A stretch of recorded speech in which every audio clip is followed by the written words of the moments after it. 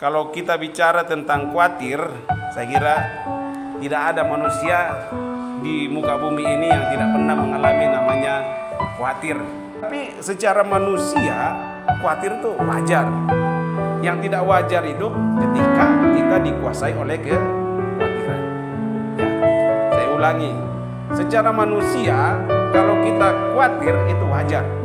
Siapapun manusia di dunia ini pasti pernah ada rasa khawatir. Tapi yang salah kalau kita sudah dikuasai kekhawatiran. Dikuasai kekhawatiran artinya kita tidak bisa melihat Tuhan lagi di situ yang mampu menolong kita. Ya, karena kita sudah dikuasai oleh kekhawatiran. Nah, itu yang salah.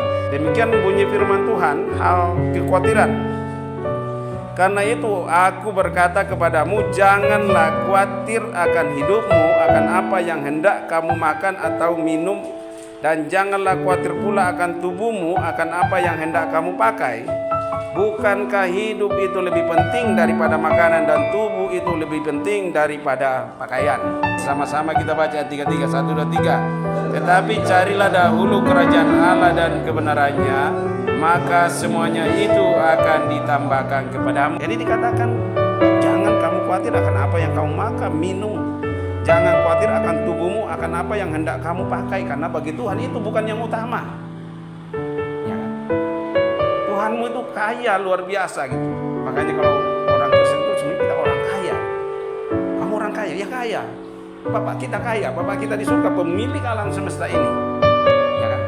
Hanya untuk hidup. Masa sih Tuhan tidak sanggup memberikan kepada kita hanya untuk hidup? Ya. Bukan berarti kita berdoa langsung turun daging ayam apa semua, walaupun Tuhan bisa lakukan seperti itu. Ya. Sama kalau dikatakan diumpamakan di sini apa? Burung kan, burung pipit, burung kecil. Itu nggak berharga. Itu harganya berapa sih dibanding dengan perkutut, dibanding dengan kenari?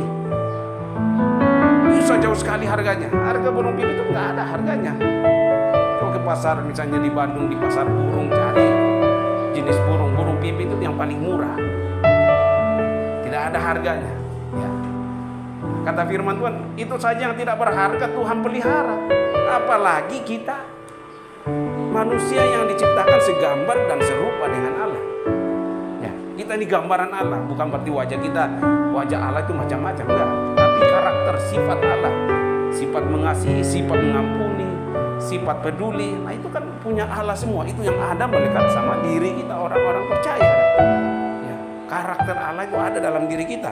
Lah kita yang berharga saja, masa Tuhan tidak pelihara? Masa kita yang berharga di mata Tuhan, Tuhan tidak pelihara? Nah, itu. Ya. Jadi konsepnya dalam hidup kita nggak usah khawatir sebenarnya. Yang penting kalau kita lihat nanti kita ayatnya dikatakan carilah dahulu. Nah, itu ada yang utama, ada yang mana yang utama? Carilah dahulu kerajaan Allah dan kebenarannya, maka semuanya, ini masalah makanan, masalah apa yang kita butuhkan itu Tuhan tambahkan. Ya, Tuhan tambahkan, Tuhan pelihara. Ya, coba kita berjalan bersama dengan Tuhan ya. Ya, nanti kita praktekkan ketika keluar dari sini. Ya, coba cari dahulu kerajaan Allah, pasti selalu ada jalan. Kita tidak di dalam kekristenan itu tidak ada namanya kamusnya Tuhan itu buntu. Ya, coba pernah lihat akar pohon ya? Akar pohon itu tidak pernah buntu kan? Mau ketemu batu besar, mau ketemu tembok, dia pasti selalu cari celah, selalu ada jalan untuk keluar. Itulah cara Tuhan untuk menolong orang-orang percaya gitu ya. Kita anak-anak Tuhan. Ya, mungkin Tuhan izinkan kita, tidak ada yang kebetulan, tidak ada yang kebetulan di dalam Tuhan ya. Ya, Tuhan izinkan kita mau di sini mungkin untuk belajar. Setelah itu kita keluar, kita akan lebih baik. Tuhan akan tunjukkan jalan ini. Dalam usaha dia bukakan ini. Tidak ada jalan kamus buntu di dalam Tuhan. Pasti selalu ada jalan. Ya, selalu ada jalan. Tapi ada yang Tuhan mau di situ kan. Ya, kalau kita baca, ya nanti kita sampai di situ ya. Nah, kemudian Tuhan katakan, bukankah hidup itu lebih penting daripada makanan, dan tubuh itu lebih penting daripada pakaian? Ya. Kalau kita nanti, kalau Alkitab katakan umur manusia itu paling 70 tahun kan. Kalaupun kita kuat 70, 80, 90, udah kembali seperti bayi kan. Udah kencing celana, udah masih kasih kekuatan 70, 80. Ya, tinggal katanya tinggal sakit aja yang kita nikmati gitu kan. Ya, memang seperti itu. Ya. Tapi kan kita percaya setelah kita mati kan ada hidup selanjutnya. Nah, itulah yang harus kita perhatikan. Nah, hidup kekal itu ditentukan selama kita hidup kan. Ya, selama 70 tahun itu menentukan hidup yang kekal. Nah, banyak orang gak mau perhatikan di situ sehingga hidupnya seakan-akan dia mau hidup 100 tahun lagi. Ya, dia tidak pernah ingat Tuhan, lupa Tuhan. Kalau kita baca, nah saya senanglah kalau misalnya kita di sini, kesempatanlah kita bergaul dengan Tuhan, kesempatanlah kita baca Alkitab. Kisah Lazarus kan, Lazarus dengan orang kaya.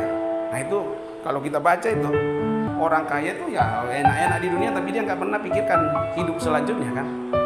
Tapi ketika dua-duanya meninggal, Lazarus enak bersama dengan Tuhan walaupun menderita waktu di dunia, tapi dia selalu ingat Tuhan di dalam penderitaannya. Dia dapat tempat di sorga. Orang kaya masuk neraka. Ya. Kemudian minta kepada Lazarus, bisa nggak teteskan air saja? Aku haus. Tapi Lazarus bilang, dunia kita beda, nggak bisa. Itu duniamu. Ya. Kemudian dia minta lagi kepada Lazarus, boleh nggak saya dikasih kesempatan turun ke dunia supaya saya kasih tahu saudara-saudara saya supaya jangan melakukan apa yang lakukan karena akan menderita di sana. Ya. Tapi Tuhan katakan di bawah itu sudah ada Alkitab, sudah ada firman Tuhan. Mereka tinggal baca. Nah, seringkali kita lupa Tuhan, seakan-akan kita masih mau hidup 1000 tahun lagi. Ya, kita lakukan apa yang tidak menyenangkan hati Tuhan. Tahu-tahu, ya, jangan-jangan kita misalnya kalau kita di dalam narkoba misalnya, kita lagi dikejar, ditembak dan mati dalam keadaan melakukan dosa. Nah, bagaimana nasib kita di hidup yang kekal nanti? Yang kekal itu pilihannya kan cuma 2, surga atau neraka. Jadi ini yang harus kita warning ya, hidup berikutnya. Makanya Tuhan katakan, bukankah hidup itu lebih penting, hidup yang selanjutnya itu lebih penting daripada makanan, minuman, ya kan? Ya. Nah, kemudian di ayat 26, nah ini yang tentang burung pipit kan. Pandanglah burung-burung di langit yang tidak menabur dan tidak menuai dan tidak mengumpulkan bekal dalam lumbung, namun diberi makan oleh Bapamu yang di surga. Bukankah kamu jauh melebihi burung-burung itu? Kita jauh lebih berharga daripada burung-burung itu. Jadi jangan khawatir akan hidup ini. Ya. Pokoknya cari Tuhan, lakukan apa yang Tuhan mau. Ya, pasti Tuhan akan selalu buka jalan. Ya. Tuhan bisa melakukan segala hal dalam hidup kita, tapi Tuhan katakan jangan kamu khawatir. Jalani saja apa yang Tuhan mau. Bertanya sama Tuhan apa yang Tuhan mau. Betul. Nah, kemudian ayat 27 dikatakan, siapakah di antara kamu yang karena kekhawatirannya dapat menambah sehasta saja dalam hidup? Gak ada apa-apa yang terjadi. Kita khawatir gak akan merubah apa-apa dalam hidup kita kan. Malah tambah pusing kan ya. Tambah pusing ya, butuh obat pusing, tambah pusing kan ya. Jadi dikatakan kemudian ayat 28, dan mengapa kamu khawatir akan pakaian? Ini apa yang kaget? Masalah ya, tubuh kan. Tuhan katakan Salomo saja yang seorang raja, tapi dia tidak pernah mendandani seperti bunga yang mungkin sore pagi mekar, sore mati. Tuhan dandani seperti masa kita yang anak Tuhan tidak akan pelihara. Jadi nggak usah khawatir ya. Di ayat 30, jadi jika demikian Allah mendandani rumput di ladang yang hari ini ada dan besok dibuang ke dalam api, tidakkah Ia akan terlebih lagi mendandani kamu, hai orang kurang percaya? Nah, yang sering menjadi kendala dalam hidup kita adalah kita kurang percaya. Kita nggak yakin sama Tuhan. Kira-kira Tuhan mampu tolong saya nggak ya? Nah, itu yang menjadi persoalan. Artinya iman kita kurang kan? Sama ketika Petrus waktu disuruh Yesus berjalan di atas air kan? Ketika dia fokus sama Yesus, ya santai jalan di atas air, nggak jatuh. Tapi ketika mulai ada goncangan air, dia udah menoleh air, dia tenggelam kan? Sama hidup kita. Ketika kita fokus sama Tuhan, ya, Tuhan akan buka jalan-jalannya gitu. Hanya ada lagu kalau itu, dia buka jalan saat tiada jalan. Tuhan selalu membukakan jalan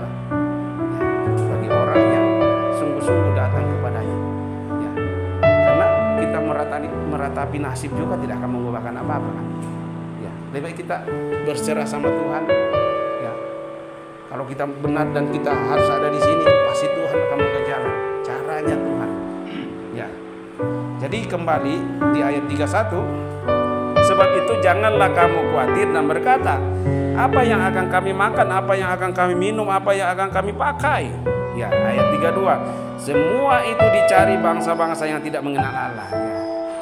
Kalau kita masih sibuk, apa yang harus saya makan, apa yang saya harus minum, apa yang harus, ya masalah duniawi yang selalu kita pikirkan, sebenarnya kita nggak percaya sama Tuhan.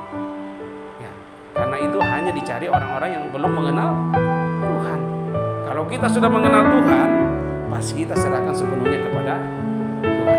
Ya, mungkin Pak Franky ada keluarga di luar sana, ada anak, ada istri. Khawatir nggak? Khawatir selalu. Tapi dengan khawatir apakah mengubahkan keadaan di rumah? Tidak. Tapi kalau berdoa di sini, Tuhan punya cara untuk menolong keluarga yang ada di luar sana. Tuhan menggerakkan siapa saja untuk menolong, untuk memelihara. Ya.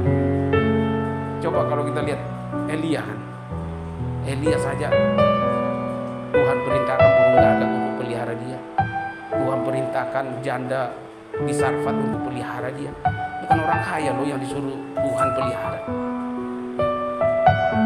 Kita ada di sini, kita berserah sama Tuhan.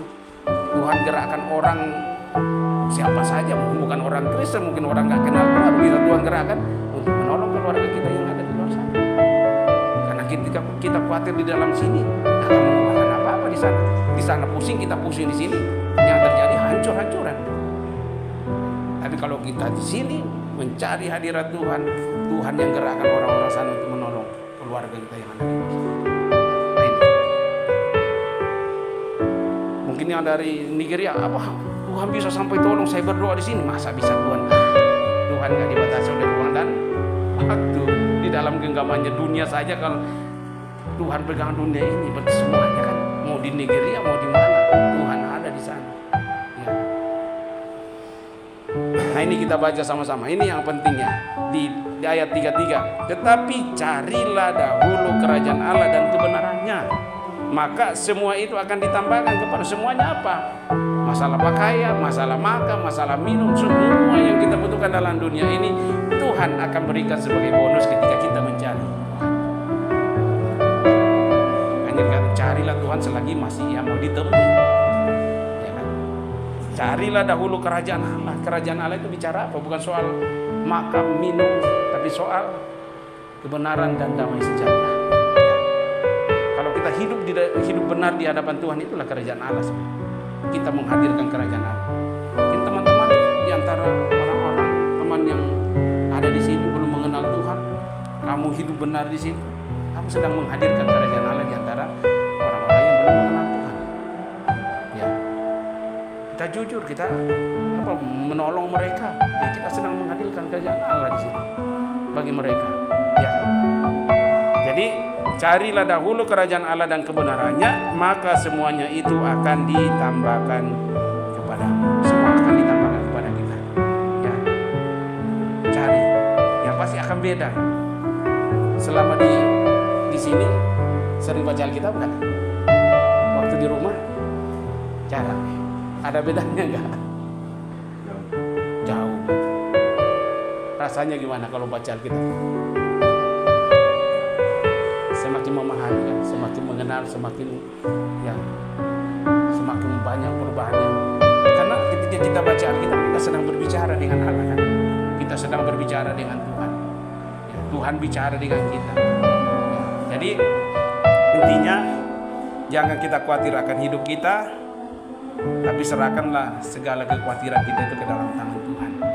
Biar Tuhan yang buka jalan bagi setiap persoalan yang kita alami. Sama ibu juga, ya kita berdoa sama Tuhan, ya Tuhan pasti buka jalan dengan caranya Tuhan. Ya seringkali kita nggak bisa pahami. Kalau kita bisa pahami Tuhan, kita yang Tuhan, ya kan, benar gak ya? Tuhan itu tidak bisa diselami, tidak bisa dimengerti, tidak bisa dipahami. Tapi Tuhan selalu memberikan yang terbaik kepada anak-anaknya. Ya.